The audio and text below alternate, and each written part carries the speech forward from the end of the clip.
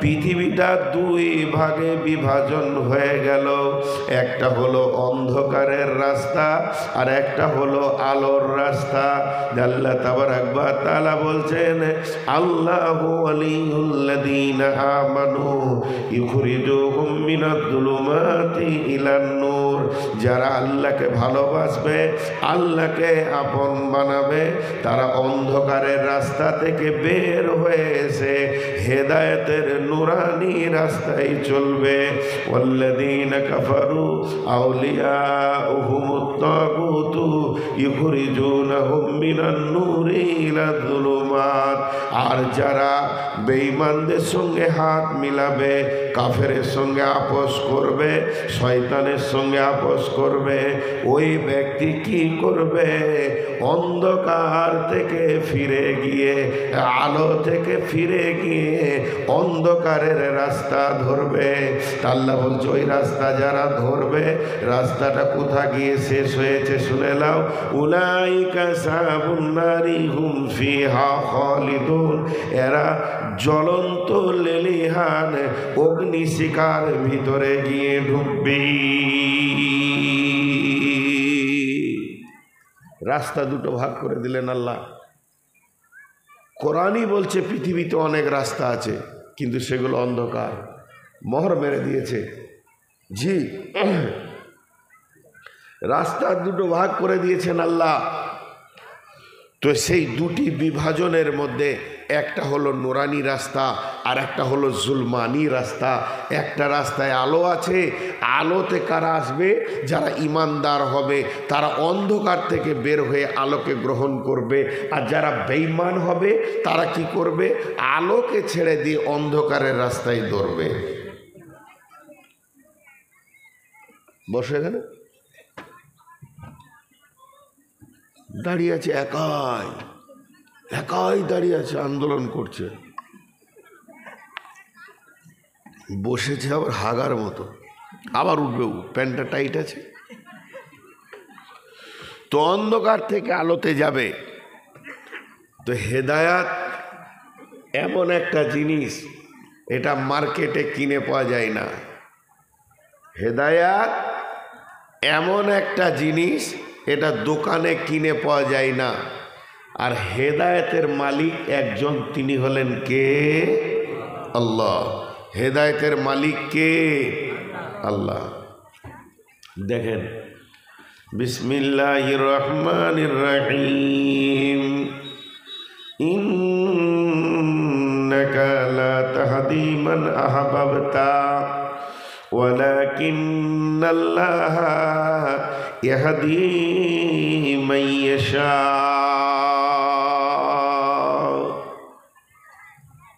বন্ধু আমার, বিশ্বনবী এতিম ছিলেন, মায়ের পেটে আব্বা চলে গেল। যেদিন তিনি পৃথিবীর বুকে এসে ৬-৭ বছরের হলেন, সেদিন মাও বিদায় নিয়ে নিলেন।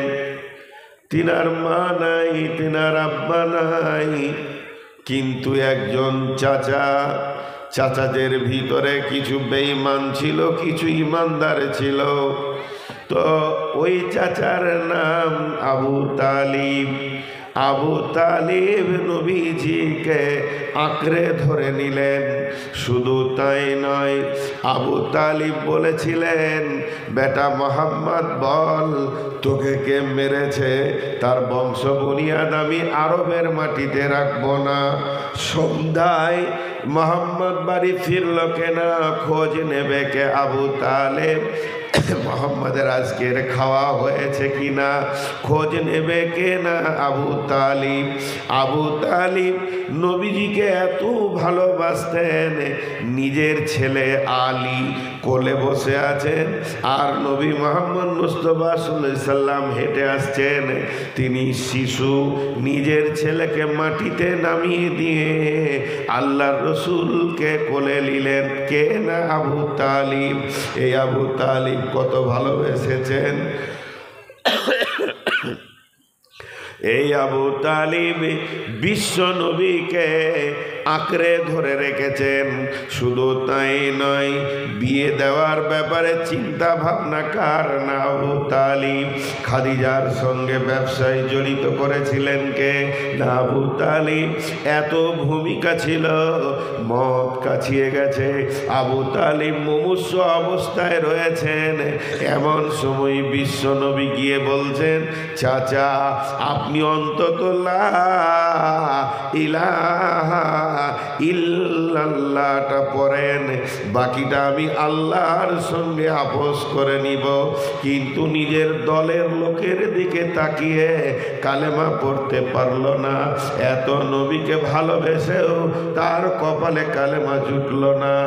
এর জন্য আল্লাহ বলছেন, ইন্নাকা লা তাহদি মান আহবাবতা ওয়ালাকিন্নাল্লাহা ইয়াহদি মান ইয়াশা। হে বিশ্ববাসী রে, আমি যাকে ইচ্ছা করি হেদায়েত দিই। হেদায়েতের মালিক হলাম আমি, হেদায়েতের মালিক তোমরা কেউ নও। তুমি চাইলে হবে না, আমাকে চাইতে হবে। তোমার চাওয়াতে হেদায়েত পাবে না। হেদায়েত একটা বড় নিয়ামত। হেদায়েত একটা বড় नियामत। जिसको हिदायत मिली उसको सब कुछ मिली, जिसको हिदायत ना मिली उसको कुछ भी ना मिली। কিছুই পেল না। যে হেদায়েত পেল না সে কিছুই পেল না, সে জিরো। একটা গল্প শোনাবো, আপনারা আবার এটাকে হাদিস বলবেন না। কিছু গল্পের মধ্যে জ্ঞান আছে। এটাই আমি একটা নবীর নাম নিয়ে বলছি, কিন্তু আপনারা হাদিস বলবেন না যে এটা নূর মোহাম্মদ বলে গেছে, বুখারীর হাদিস। হাদিস নয়। কিছু বুঝাতে গেলে মিসাল দিতে হয়। আল্লাহ কোরআনেও মিসাল দিয়েছেন, মাসালুহুম কামাসালিল্লাযী ইসতাওকাদা নারান ফালাম্মা আজাআত মা হাওলাহু। এগুলো আল্লাহর দেওয়া উদাহরণ। তো উদাহরণ দিয়ে মানুষকে বুঝাতে হয়। একটা লোক হন্তদন্ত করে রাস্তায় হাঁটছে। ও বিরাট বড় আল্লাহওয়ালা মানুষ, ও আল্লাহর সঙ্গে কথা বলে। মুসা নবী যেমন তুর পাহাড়ে গিয়ে আল্লাহর সঙ্গে কথা বলে, তো ইও আল্লাহর সঙ্গে কথা বলে। তো যখন হেঁটে যাচ্ছে, তো ড্রেনে একটা শূকর, খিঞ্জির, সাঁওতালেরা খায়, খ্রিস্টানেরা খায়। সেই শূকর ড্রেনে পেশাব পায়খানা কাদাতে খিঁচেতে এতটা ডুবে আছে। তখন ওকে বলছে, এই আল্লাহর গোলাম তুমি দাঁড়াও। ও দাঁড়িয়ে গেছে। কী ব্যাপার, শূকর কথা বলছে কেন? এটা আবার মাঝে একবার বলে দিচ্ছি, এটা গল্প, উদাহরণ দিচ্ছি। তুমি কোথা চললে? বলে আমি চললাম আল্লাহর সঙ্গে কথা বলতে। বলছে ঠিক আছে, তোমার দরকার যখন আছে তো তুমি আল্লাহর সঙ্গে কথা বলবে। তবে আমি একটা কথা জিজ্ঞেস করতে বলছি, আল্লাহকে জিজ্ঞেস করে এসি এত। বলে কি? বলে তুমি এমন কি ভালো কাজ করেছো আল্লাহ তোমাকে মানুষ বানিয়েছে আর আমাকে শূকর বানিয়েছে? জিজ্ঞেস করে আসি। সে চলে গেল পাহাড়ে। তার যত কাজ ছিল কাজগুলোকে সেরে নিল। সেরে নিয়ে এবার ফিরে আসছে। আল্লাহ বলছে, এই গোলাম দাঁড়া, তোকে কি কেউ কিছু জিজ্ঞেস করতে বলেনি? তো বলছে আল্লাহ একটা শূকর জিজ্ঞেস করতে বলেছিল। আল্লাহ বলছে ওকে বলে দিবি, আল্লাহ হুসামাদ। আল্লাহ কাউকে তাওয়াক্কা করে না।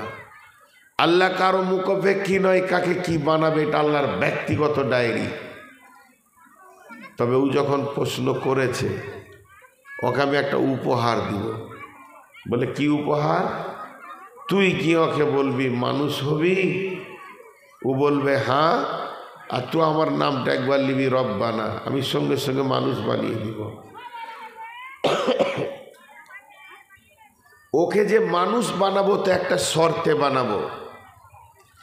মানুষ হয়ে যাওয়ার পর ও যা চাইবে আমি তাই দিব, হেদায়েত দিব না। যা তুই ওকে বলে দিগা।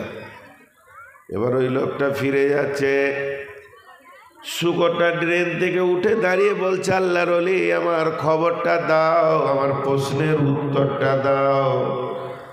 সঙ্গে সঙ্গে বলছে যে তুই এ ব্যাপারে আল্লাহর সঙ্গে কোনো কথা বলবি না, আল্লাহ বেনিয়াস, আল্লাহ কারো তাওয়াক্কা করেন না। তবে শুনেলে আল্লাহ তোকে একটা উপহার দিয়েছে। শুকরটা বলছে তাড়াতাড়ি দাও।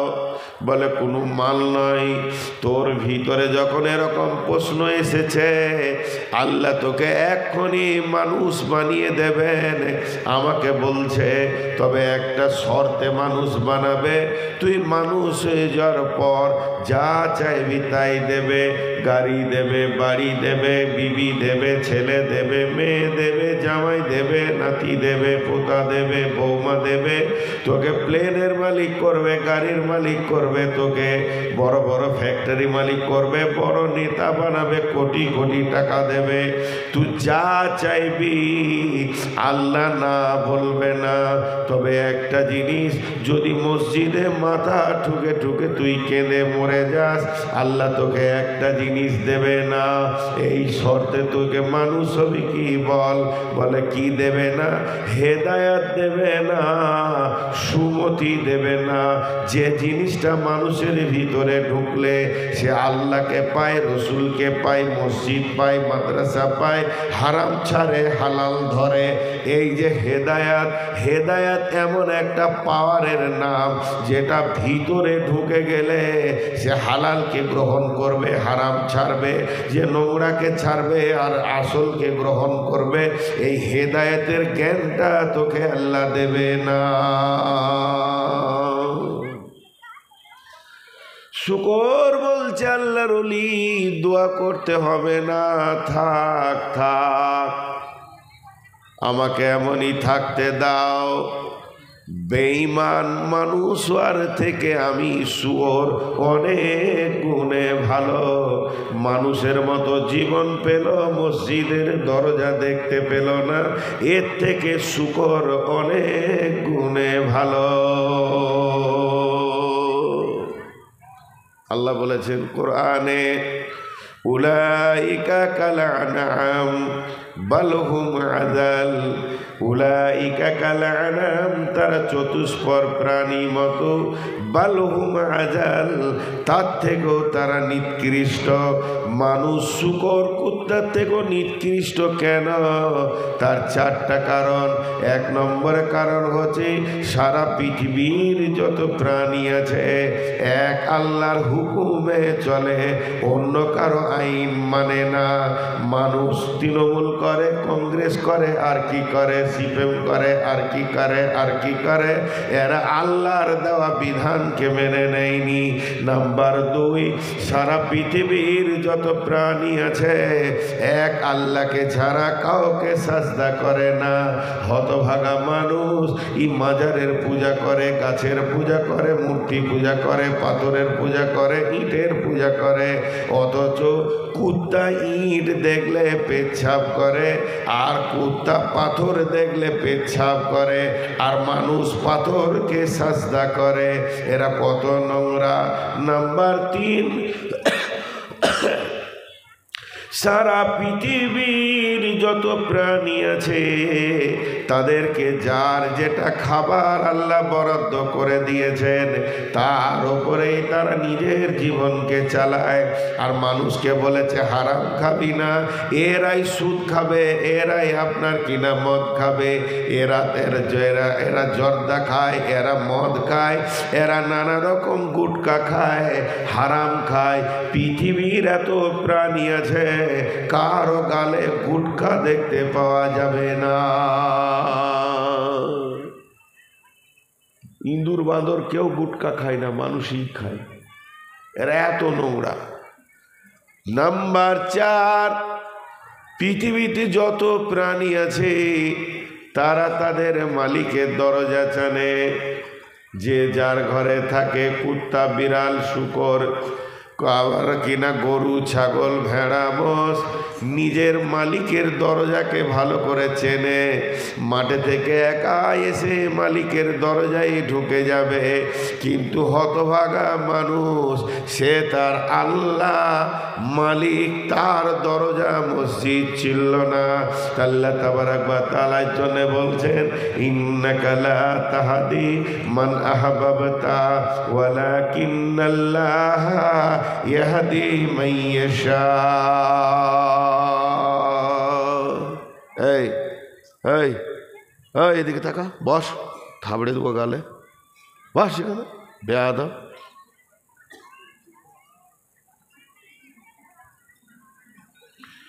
হেদায়াত এমন একটা জিনিস, এটা আল্লাহর কাছে ছাড়া কারো কাছে নেই। রসুলের নিজের চাচা হেদায়েত পেল না, আর হেদায়েত পেল কে? হিন্দা। হিন্দাকে চিনেন? হিন্দার নাম শুনেছেন এর আগে? কথা বলেন। এই যারা মাদ্রাসায় পড়েছে এরা জানবে, যারা সাধারণ হিন্দাকে চিনেন আপনারা? জি, হিন্দা হলো ইমাম মাবিয়ার মা, এজিদের দাদি। হিন্দা হচ্ছে আবু সুফিয়ানের বিবি। এই মালটা, এই মেয়েটি কত বড় কাজ করেছিল জানেন? ওর বাড়িতে একটা গোলাম ছিল, ওয়েসি হাবশি গোলাম। সেই গোলামকে বলছে তোকে প্রাইজ দিব যদি আমির হামজার কলিজাটা আমার হাতে দিতে পারিস। আমির হামজার ওপরে এত টার্গেট কেন? আমির হামজা ছিলেন মুসলিমদের মধ্যে একটা বড় বীর যোদ্ধা। বদরের যুদ্ধে হিন্দার বাপ, হিন্দার ভাই, এই বেঈমানগুলো আমির হামজার হাতে পৃথিবী ছেড়েছে, জাহান্নামে গেছে। ওর কলিজায় আর সহ্য হচ্ছে না, বাড়ির গোলামটাকে বলছে যেদিন ওই আমির হামজার কলিজা এনে আমার হাতে দিবি সেদিন তোকে একদম গোলামিত্ব থেকে বের করে দিয়ে আজাদ করে দিব, তোকে একদম বেকসুর খালাস করে দিব, যেদিকে ইচ্ছা তুই দৌড়বি। দেখছি এত সুযোগ ছাড়া যায়। এক বছর যেতে না যেতেই, কমপ্লিট এক বছর হয়নি তার আগে ওহুদের ডঙ্কা বেজে উঠল। ওইসি দেখল বিরাট সুযোগ, আমির হামজাকে কি করে কাবুতে আনা যায়। ওইসি বলছে সবসময় আমি খেজুর গাছের আড়ালে মরুভূমির প্রান্তে শুধু তাক করে আছি, কখন আমি আমির হামজাকে পাবো। যখনই আমি যুদ্ধের মহড়া দিতে গিয়ে দেখলাম আমির হামজা সৈন্যদের ভিতর থেকে বাইরে একা কোনো জায়গায় টহল দিচ্ছে, ওই অবস্থায় আমি আমার বর্ষাটাকে মেরে দিলাম। আমির হামজার বুকে গিয়ে বর্ষাটা পড়ল। এত বড় বীর যোদ্ধা অকাতরে মাটিতে পড়ে গেল। আমি দেখলাম সুযোগটা হাতছাড়া করলে হবে না। এমন সময় ভুজালি দিয়ে, চাকু দিয়ে এটাকে ফড়ফড় করে ফেলে দিয়ে আমির হামজার কলিজাটাকে কেটে নিয়ে গিয়ে আমি হিন্দার হাতে দিলাম। মেয়েটা কত ডেঞ্জারাস, মেয়েটা কত ভয়ানক, সে ওই কলিজাটা চাবালো, কলিজাকে থুতু দিয়ে ফেললো। শুধু তাই নয়, কেউ বলে ওর মাথাটাও দেওয়া হয়েছিল, মাথাতে লাথি মেরেছে। শুধু এই পর্যন্ত নয়, কালিজাগুলোকে টুকরো টুকরো করে মালা করে গলায় নিয়েছে। এত বড় ডেঞ্জারাস মেয়ে, যার নাম হলো হিন্দা।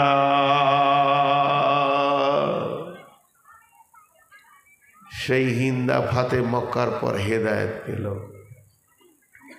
সেই হিন্দা ফাতে মক্কার পর হেদায়েত পেল। যখন মক্কা ফাতে হয়, আবু কুহাফা, হযরত আবু বকরের বাপের নাম, সে একটা পাহাড়ে চড়েছে। ওর একটা পুতাকে নিয়ে, বুড়া মানুষ উঠতে পারে না, বলছে চল রে ভাই আমাকে পাহাড়ে নিয়েছো। পাহাড়ের ওপর থেকে বলছে কই রে, নবী মুহাম্মদের দলবল কত দূরে আছে? বলো ওই ওই আসছে মদিনা থেকে সব দল বেঁধে মক্কাকে ঘেরবে, পালা পালা, যে যেদিকে পারবি পালা। কাফের মুশরিকেরা পালা। হিন্দা তখন ওখানে আছে, হিন্দা আছে। বিশ্বনবী ঠিক পশ্চিম, বিশ্বনবী পশ্চিম উত্তর কোণ দিয়ে ধীরে ধীরে ঢুকলেন। বন্ধুরা আমার, ওখানে একটা গেট আছে, সেই গেটটার নাম হলো বাবুল ফাতাহ। পূর্ব দক্ষিণ কোণ বাবুল ফাতাহ, সেই পূর্ব উত্তর কোণ আমি ভুল বলছি, সাফা মারোয়া, মারোয়া পাহাড়ের কাছে বাবুল ফাতা আছে। বাব মানে দরজা, ফাতা মানে বিজয়ী, বিজয়ীর দরজা। বিশ্বনবী ওই দিকে ঢুকেছিলেন। আর একটু আগিয়ে গেলে একটা ট্রাফিক মোড়ের চৌমোহনী আছে মক্কাতে, ওখানে একটা মসজিদ আছে। মসজিদটার নাম হলো মসজিদে ফাতা। কেন নাম রাখা হলো? বিশ্বনবী ওখানে পতাকাটা রাখলেন এবং কিছুক্ষণ রেস্ট নিলেন, সাথীদেরকে কিছু কথা বুঝালেন, তারপরে কাবাতে এলেন। কাবার কাছে পতাকাটা রেখে দিয়ে আল্লাহর নবী ঐতিহাসিক বক্তব্য দিয়েছিলেন। বলেছিলেন, মক্কার মুসলমানেরা, আজকে আমরা নিরাপত্তা পেয়েছি, এর জন্য আমরা আল্লাহর শুকরিয়া আদায় করব, আল্লাহর তসবিহ বায়ান করব, আমরা ইস্তেগফার করব। তবে শুনে নাও, এখানে যারা কাফের মুশরিক মক্কাতে রয়েছে তারা নিরাপত্তায় থাকবে। যদি তারা আবু সুফিয়ানের বাড়িতে যায় তাদেরকে নিরাপত্তা ঘোষণা দেওয়া হলো। তবে শুনে নাও, যারা আমাদের ওপরে অত্যাচার করেছে, ইসলাম হলো শান্তি, শান্তি মানেই হলো আনন্দ। এখানে আমাদের অত্যাচার তোমাদের ওপরে হবে না। তখনও হিন্দা কি করব, কোথায় যাব, জানটা কোথায় বাঁচাবো? আমি তোর চাচার কলিজা খেয়েছি, মনে হয় যেন আজকে আমাকেই মেরে শেষ করে দেবে। বিশ্বনবীর ঐতিহাসিক ভাষণ মক্কাবাসীকে সুন্দর করে প্লিজ করে দিল। সবাই নীরবতা পালন করছে, বিজয় হয়ে গেল। তো হিন্দা হেদায়েত পেল কি করে? মা বোন, এখানে আমার মা বোন যারা আছেন, আপনাদের কাছে আমি 3 মিনিটের সময় চাইছি, ধৈর্য ধরে একবার কানটা দেন। এই রকম একটা মেয়ে যে কলিজাকে চাবাতে পারে, সেই মেয়েটা ভিতরে একটা ভালো গুণ ছিল। ভালো গুণটা কি জানেন? জীবনে কোনো বেগানা পুরুষের সঙ্গে কথা বলেনি। জীবনে কোনো বেগানা পুরুষ, অপরিচিত পুরুষের সঙ্গে কথা বলেনি। দৈহিক সম্পর্ক তো দূরের কথা, একটা কাফেরা মেয়ে, মুশরিকা মেয়ে, যার কাছে আল্লাহ নাই, রসুল নাই, কোরআন নাই, দিন নাই, জায়েজ নাই, না জায়েজ নাই, জাহান্নাম নাই, জান্নাত নাই, যে কিছুই বুঝে না, ওই রকম একটা মেয়ে, সে কি করেছে? জীবনে কোনো পরপুরুষের সঙ্গে কথা বলেননি। কি করে বোঝা যায়? একটা ইতিহাস প্রমাণ করে।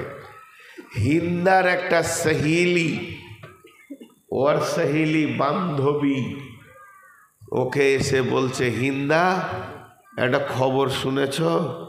বলে, কি খবর? বলে, আমাদেরই এই গোবিন্দপুরের ওই পশ্চিম টোলাতে একটা মেয়ে একটা ছেলের সঙ্গে কথা বলেছে। কি কথা বলেছে? ছেলেটা হয়তো কোথাও যাচ্ছিল, হয়তো মেয়েটাকে বলেছে, ওই ওই মেয়ে, এখানে যাব তো জব্বারের বাড়ি কোনটা গো? মেয়েটা হয়তো বলেছে, এইদিকে যাও, এইটুকু, অন্য কিছু নয়। হা হা ফা ফা, ইয়ার কি ঠাট্টা নয়। এই কথাটা যখন হিন্দা শুনছে যে একটা মেয়ে একটা পরপুরুষের সঙ্গে কথা বলেছে, তো জিভটা লম্বা করে বের করে বলছে, আস্তাগফিরুল্লাহ, কি করে পারলেও বলতে। এই রকম মেয়েটি ছিল। কিন্তু যেখানেই বাঘের ভয় সেখানেই সন্ধ্যা হয়। জি, হিন্দা একদিন বাড়িতে কাজ করছে। মেয়েরা ঘর সাজাতে ভালোবাসে, গিলাস, ডিশ, কাপ, প্লেট এগুলো দিয়ে আলমারি ঘর সাজায়। হিন্দা রান্না বান্না করে দেখছে হাতে খানিকটা সময় আছে, ঘরকে সুন্দর করে ও সাজাচ্ছে। এরই মাঝে কি ঘটে গেল? এরই মাঝে হিন্দার স্বামীর বন্ধু ওকে দেখা করতে এসছে, ওর বন্ধুকে। দরজায় ঢুকে দেখছে বন্ধু নাই, বারান্দায় উঠে দেখছে বন্ধু নাই, তো ঘরের দরজাটা খোলা আছে, তাহলে কি খাটে আছে? একবার গিয়ে দেখছে সেখানেও নাই। তো দেখছে ওর বউ একা ঘর পরিষ্কার করছে। তো ও হিন্দা জানে না যে কেউ ঢুকেছে, পেছন দিকে তো আর দেখতে পাবে না, ঢুকেছে এটা জানে না। ও ঢুকেছে আবার বের হয়ে চলে গেছে। ও হিন্দাকে কথাই বলেনি, আর হিন্দার সঙ্গে কোনো গল্পই করেনি। যখন ও ঘর থেকে বের হচ্ছে তখন ওর বন্ধু ঢুকছে, আর ঢুকি দেখছে যে আমার যে ঘরে বউ ওই ঘরে আবার বন্ধু। ভেজাল লেগে গেল। হিন্দাকে বলছে, বল আমার বন্ধুর সঙ্গে তোর কিসের সম্পর্ক? হিন্দা বলছে, আমি জানি না কে এসেছে কে গেছে, এটা আমার জানা নাই। বলছে, না তুই জানবি না, এটা হতে পারে না। তোদের দুজনকে আমি একটা ঘরে দেখেছি, এর ভিতরে খারাপ জিনিস ডাউট হয়ে গেল যে আমার বউটার বউ নাই, আমার বন্ধুর সঙ্গে নষ্ট হয়ে গেছে। তাই সেবার বলতে লাগলো কি, আমি তোকে নিব না, আমার বিছানায় নিব না, স্ত্রীর মর্যাদা দিব না, আমি এক্ষুনি তোকে তালাক দিয়ে দিব, তুই আমার বাড়ি থেকে চলে যা, আমার ভিটা ছেড়ে চলে যা, তোর মতো নোংরা মেয়েকে আমি নিব না। আর মেয়েটি বড় সতী, সে অঝর নয়নে কাঁদছে, জীবনে তো পরপুরুষের সঙ্গে কথা বলিনি, আবার আমার জীবনেই ঘটনাটা ঘটে গেল। এবার হাতে পায়ে ধরে, স্বামী আমার, আমাকে মাফ করেন, আমি কসম দিয়ে বলছি, লাত মানাত উজ্জা হবলের কসম দিয়ে বলছি। তখন দেবদেবীর কসম করছে, মূর্তির কসম করছে, আমি কোনোদিন নোংরা কাজে ছিলাম না। তোমার যে বন্ধু এসেছে আর তোমার বন্ধু গেছে, এ ব্যাপারে আমার কিছুই জানা নাই। অশান্তি শুরু হয়ে গেল। দাম্পত্য জীবনের অশান্তি সব থেকে বড় অশান্তি। এই অশান্তি যখন শুরু হলো তখন চারিদিকে বন্ধু বান্ধব আর বোঝায়, দাদা নানা বোঝায়, খেপা মেয়েটা ভালো, রাগ, অমন করিস না, হবে না। ও 2-4 মাস পেরিয়ে গেল, ওকে বুঝিয়ে কেউ পারছে না, ওকে আমি নিব না, ও খারাপ, ও চলে যাক যেদিকে যাবে। শেষ মেশ এক মুরব্বী এসে বলছে, একটা কাজ কর, ওরা তো তখন মুশরিক কাফের, একটা কাজ কর, একটা কাহেনের কাছে যা, জাদুকর হাত চালাই, ওই কাহেনের কাছে যা, মক্কা থেকে বের হয়ে চলে যাবি দিকে, এই এতটা রাস্তা যাওয়ার পর ঠিক এরকম ঘুরে একটা মোটামুটি পাহাড়ের ধারে একটা বস্তি আছে, ওখানে এক জাদুকর আছে, চলে যা। চলে গেল দুইজনে স্বামী স্ত্রীতে। দে বলে, সব জাদুকর যদি হাত চালিয়ে ঠিক দেখে আর যদি বলে দেয় যে তোর স্ত্রীটা ভালো, তোকে কিন্তু বউ নিতে হবে। বলছে, ও বললে নিয়ে নিব। এবার সমস্যার সমাধান হয়ে গেল। চলে গেল জাদুকরের কাছে। জাদুকর জিজ্ঞেস করছে, কি ব্যাপার, তোমাদের কি হয়েছে, কোন বিষয় নিয়ে এসেছো? তখন হিন্দা আর ওর স্বামী সব ঘটনাটা খুলে বলল, এরকম। বসো বসো, দিয়ে হাত চালাতে শুরু করলো, বিন বিন বিন বিন করে ও আমরা মন্ত্র পরে আর হাত চালায়। বেশ কিছুক্ষণ জাদু মন্ত্র চালিয়ে শেষকালে এবার রিপোর্ট দিচ্ছে। মানে রিপোর্টটা কি দিচ্ছে, হে হিন্দার স্বামী, তুমি নিশ্চিত থাকো তোমার বিবি তোমার বন্ধুর সঙ্গে কোনো খারাপ কাজে মিশেনি। তোমার বিবি সতী আছে, তুমি ছাড়া পৃথিবীর কোনো পুরুষ তাকে দেখেনি। একটা সমাধান মরল। হিন্দাও হাসছে, হিন্দার স্বামীও হাসছে, তাদের ভিতরে আনন্দ শুরু হলো। দাম্পত্য জীবন আবার ফিরে পেলাম। কিন্তু জাদুকর আর একটা কথা বলে দিয়ে আরো বেশি জটিল করে দিল। জাদুকর আর একটা কথা বলল কি, হিন্দা আমি জাদু মন্ত্র চালাতে গিয়ে বারবার একটা জিনিস দেখতে পেলাম, তোমার পেটে একটা সন্তান হবে, সেই সন্তানটা পুত্র সন্তান হবে, আর ওটা এমন বড় নাম ডাকওয়ালা সন্তান হবে যাকে সারা পৃথিবীর মানুষ চিনবে, যাকে সারা পৃথিবীর মানুষ চিনবে। হিন্দা এমনি করে তাকিয়ে থেকে গেল। যে পেটের এক্সরে করতে গিয়েছেন, যে অ্যাপেন্ডিসাইডটা কেমন আছে দেখি তো, হাড়ের টিউমারটা দেখা গেল। এবার হিন্দা বলতে শুরু করলো, তোর ভাত খাবো না। উল্টা শুরু হলো। এতক্ষণ নদী ভাটিতে যাচ্ছিল, এবার উজান।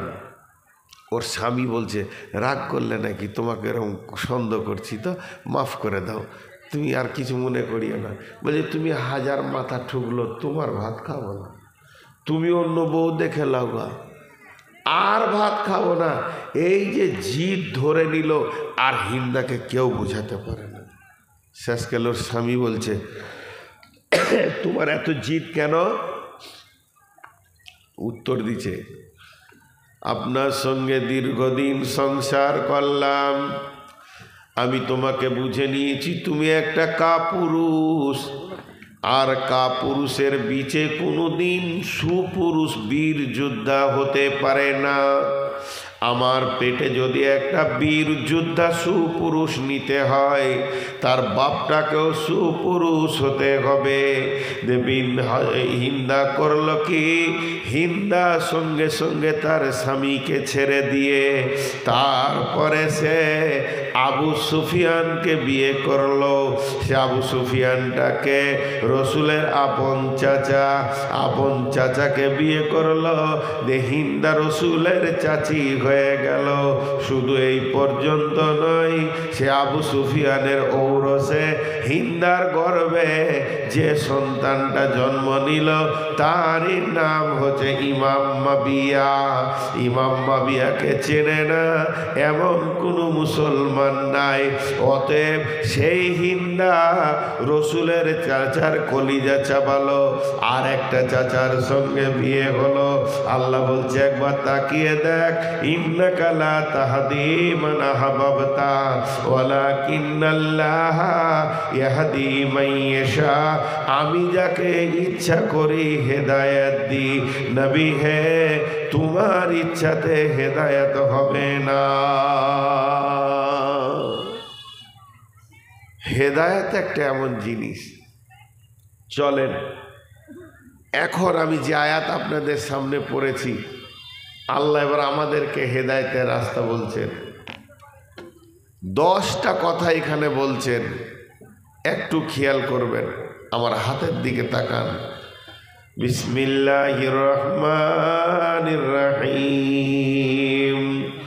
কুল তাআলাউ আতুলু মা হাররামা রাব্বুকুম আলাইকুম আল্লা তুশরিকু বিহি শাইয়্যা ওয়া বিল ওয়ালিদাইনি ইহসানা ওয়া লা তাকতুলু আওলাদাকুম মিন ইমলাকিন নাহনু নারযুকুকুম ওয়া ইয়্যাহুম ওয়া লা তাকরাবুল ফাওয়াহিশা মা জাহারা মিনহা ওয়া মা বাতান ওয়া লা তাকতুলু নাফসাল্লাতী হারামাল্লাহু ইল্লা বিল হাক্কি যালিকুম ওয়াসাকুম বিহি লাআল্লাকুম তাকিলুন ওয়া লা তাকরাবু মালাল ইয়াতীমি ইল্লা বিল্লাতি হিয়া আহসান হাত্তা ইয়াবলুগা আশুদ্দাহু ওয়াউফুল কাইলা ওয়াল মিজানা লা নুকাল্লিফু নাফসান ইল্লা উসআহা ওয়া ইযা কুলতুম ফা'দিলু ওয়ালাউ কানা যা কুরবা ওয়া বিআহদিল্লাহি আওফু যালিকুম ওয়াসাকুম বিহি লাআল্লাকুম তাযাক্কারুন।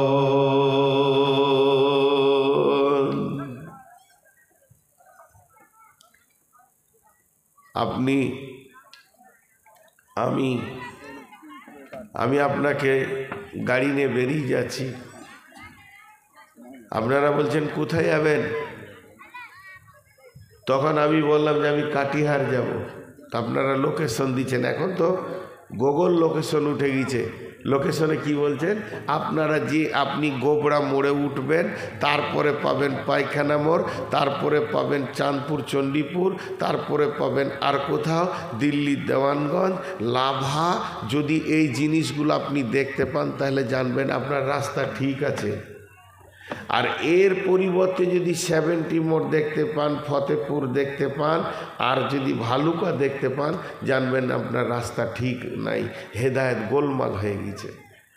আল্লাহ বলছেন শোন, আমরা তো